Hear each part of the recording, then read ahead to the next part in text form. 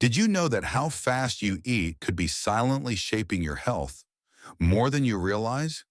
We're not just talking about weight gain, we're talking about your heart, your blood sugar, even your ability to feel full and satisfied after a meal. Now imagine this. You're sitting at your dinner table. You're eating the exact same food, the same portion, but one version of you finishes in 5 minutes. The other takes 15. One gains weight. The other stays stable.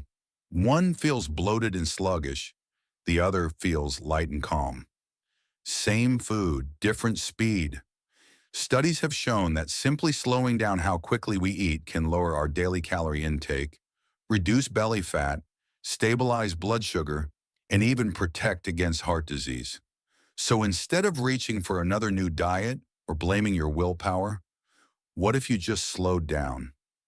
In today's episode from Top 10 Health Warnings, we're diving deep into how something so simple, your eating speed, could quietly be one of the biggest factors behind how you feel, how you digest, and how you age.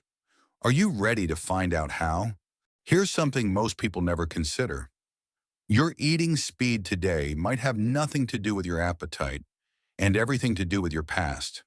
Think back. Were you ever told to clean your plate, even if you weren't hungry? Did you grow up in a household where meals were rushed or even tense? Many of us were trained, not taught, to eat fast. And that pattern didn't come from hunger. It came from habit, from survival, from years of doing what we had to do. Now, decades later, those childhood rhythms might still be running the show, affecting your digestion, your weight, even your hormones. Isn't it time to take back control? So, why do we eat so fast? For many people, it didn't start with choice. It started with childhood. Some of you might remember growing up in homes where meals weren't relaxed gatherings. They were tests. Perhaps your stepfather asked loaded questions over dinner, or maybe you were told to hurry up because there was no time to waste. The faster you ate, the sooner you could leave the table. And that wasn't just a habit, it was self-preservation. Others were shaped by schools or workplaces that ran on clocks, lunch breaks that lasted 20 minutes, if that. Eat fast or miss out. Eat fast or get back to work. Over time, this rush became your rhythm. And there's biology at play too. Stress triggers adrenaline. Adrenaline blunts appetite cues. So when you eat under pressure, emotional or physical, your body overrides its natural signals. That's how people end up finishing meals without remembering a single bite. It also goes deeper. Researchers have found that people who grew up with trauma or unstable environments often develop fast-eating behaviors as a response to chronic stress. It's a form of control, a way to cope, and the world hasn't made it any easier. Today's ultra-processed foods are designed to go down easy. Soft textures, hyper-palatable flavors, no need to chew, no time to think. Even technology plays a part. How often do you eat with your phone in one hand, the TV on in the background, and your attention split in 5 directions? But here's the thing, fast eating isn't just a bad habit. For many, it's a learned survival strategy. That means it's not your fault, but it also means you have the power to change it once you understand what's really driving it. So instead of asking, why can't I eat slower? Try asking, what taught me to eat fast in the first place? Because that question just might hold the key to resetting your relationship with food. Now that we understand why so many of us eat fast, let's talk about what that's actually doing inside our bodies. First, the most obvious, weight gain. But it's not just about eating more food. When you eat too fast, your brain doesn't have time to register fullness. It takes about 20 minutes for the hormones that say, I'm full to kick in. So if you've already cleaned your plate in 10 minutes, your body might still think it's hungry. But there's more. In a study from Japan that followed over 1,000 people for 5 years, researchers found that fast eaters were twice as likely to develop what's called metabolic syndrome. That's a dangerous cluster of conditions including high blood pressure, high blood sugar, belly fat, and abnormal cholesterol levels, all of which increase the risk of heart disease, stroke, and diabetes. And the pattern holds globally. In Vietnam, a 2023 study found that rural adults who ate quickly were 30% more likely to develop abdominal obesity, belly fat, compared to slower eaters. Why does that matter? Because belly fat, especially the kind wrapped around your internal organs, is more than just cosmetic. It's metabolically active. It releases inflammatory chemicals that can affect everything from insulin resistance to cholesterol and even brain health. And here's something surprising. Even when researchers controlled for calories and body weight, fast eaters still had higher blood sugar and worse cholesterol numbers. So it's not just that they ate more, it's how their bodies responded to the pace of eating. That's powerful. Now let's talk digestion. Fast eaters are far more likely to report indigestion, bloating, and acid reflux. Why? Because swallowing large chunks of food with little chewing means your stomach has to work overtime. It's like asking your digestive system to solve a puzzle with missing pieces. And what about your heart? Well, eating quickly spikes your blood sugar. That leads to insulin spikes, which over time can wear out your metabolism. Combine that with high triglycerides, low HDL cholesterol, and increased waist circumference, and you have a clear path to cardiovascular trouble. This is no longer just a theory. A 2021 meta-analysis confirmed that fast eating is significantly associated with these health risks, regardless of diet quality or exercise level. So think of it this way.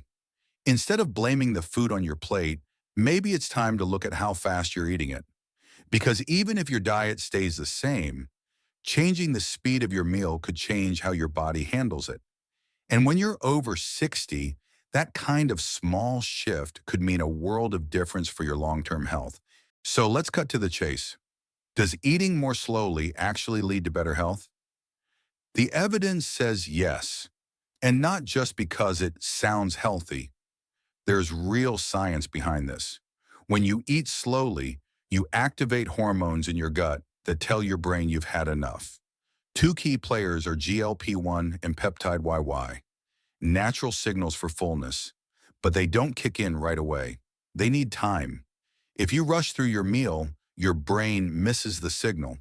You overeat before your body even gets a chance to say, stop. A clinical trial in Singapore showed that people who reduced their eating speed by 20% consumed about 15% fewer calories, and without feeling hungrier later. That's meaningful. Another study with teens had participants pause 30 seconds between each bite. It wasn't easy, but over time, this single change led to significant weight loss, and not from dieting, but from listening to the body. Other researchers have also found that slow eaters tend to have better blood sugar control. They consume fewer calories overall, around 120 fewer per day, and show lower risk of overeating at night. Why? Because slow eating allows for real satisfaction.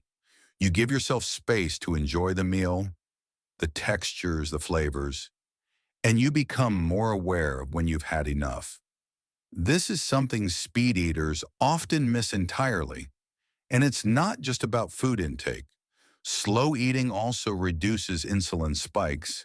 That can support metabolic health, reduce inflammation, and ease the burden on your pancreas over time. Of course, let's be honest, this isn't a cure-all. If you're living on sugary snacks or ultra-processed meals, slowing down won't erase the problem. And if your eating habits are tangled up with stress or emotion, you may need more than just a slower fork. But here's the key. Slowing down helps you reconnect. It builds awareness, and it gently moves you from reaction to intention. No crash diets, no calorie counting, no shame. Just the simple act of giving your body what it's been asking for all along. Time. So the question isn't whether slow eating works. The question is, are you willing to give it a chance? because sometimes the simplest changes bring the deepest results. Before we move on, let's pause for something important. If you're someone who eats fast, maybe even finishes meals before others have picked up their forks, this is not a moral failure. You're not lazy. You're not broken. You're not weak. You've simply adapted. Fast eating often comes from environments where food meant survival. Maybe you had to finish quickly before someone else took your portion. Maybe you were raised to clean your plate, no matter how full you felt. Or maybe you worked jobs where lunch was a luxury, not a break. What was once a clever adaptation, a way to cope, a way to stay efficient, is now showing up in a body that no longer needs to rush, but still does. That's not your fault. But here's the good news. If you learned it, you can unlearn it. Your body isn't the enemy here. It's just following instructions it received a long time ago. And today you can begin rewriting those instructions slowly, one meal at a time. Not to punish yourself, but to free yourself. Because eating slowly isn't about control, it's about care, and you deserve that.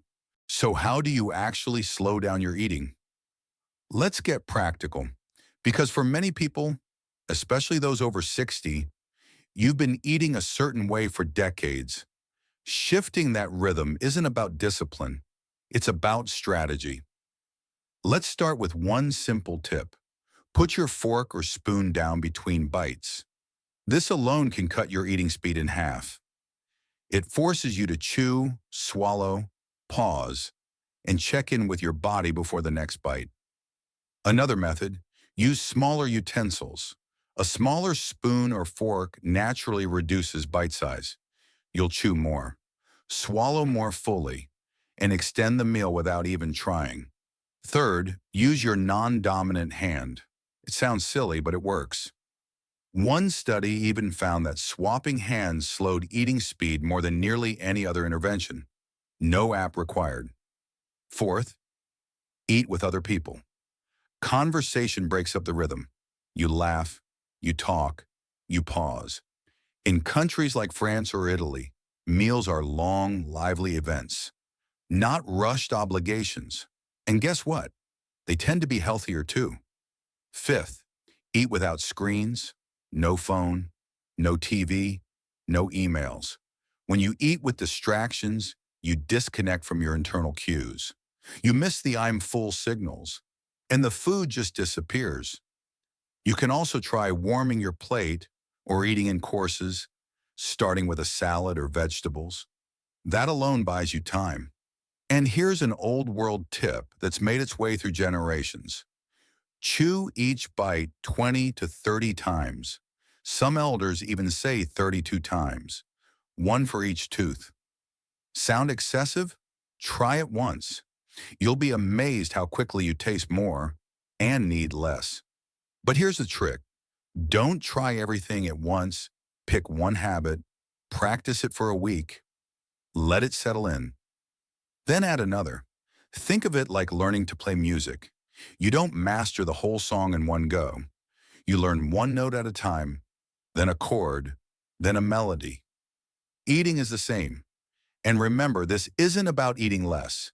It's about eating better, with more intention, more connection, more control.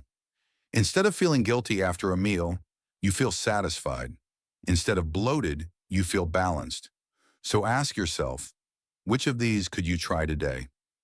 Not to fix your body, but to respect it. Because eating slowly isn't just a technique.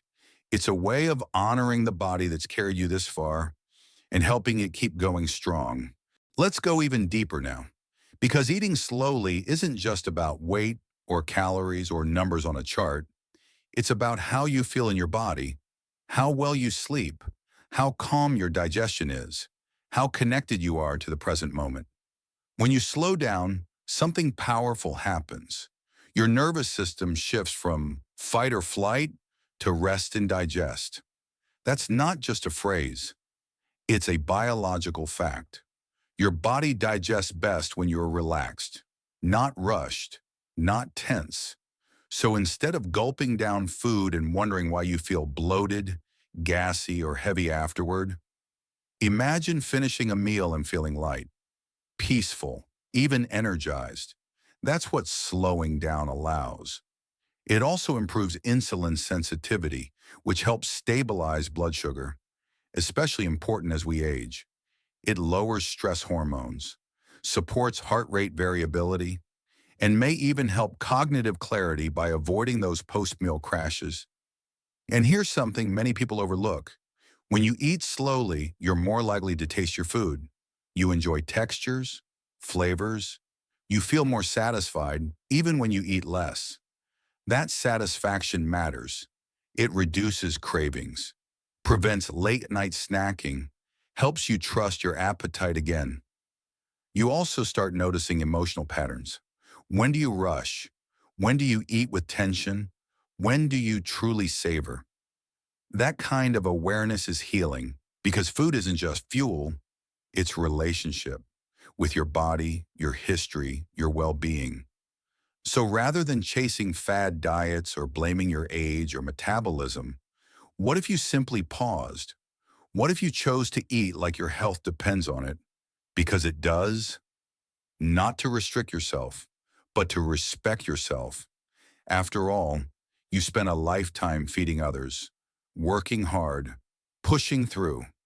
Isn't it time to nourish you slowly and with care? If you're over 60, you've probably heard 1,000 pieces of advice about how to stay healthy. But here's one you might not have tried yet. Slow down. Slow down at the table. Slow down between bites. Slow down enough to listen to your body before it shouts. Because sometimes the smallest changes, like how fast you eat, can create the biggest ripple effects in how you feel every day. So let us ask you, what's one thing that's helped you eat more mindfully? Share it in the comments. Someone else might need exactly that tip today. And if this message resonated, don't forget to subscribe to Top 10 Health Warnings. We bring you practical, science-backed strategies to help you live well, stay strong, and age with confidence. Because your best years, they're not behind you. They're right in front of you, one mindful meal at a time.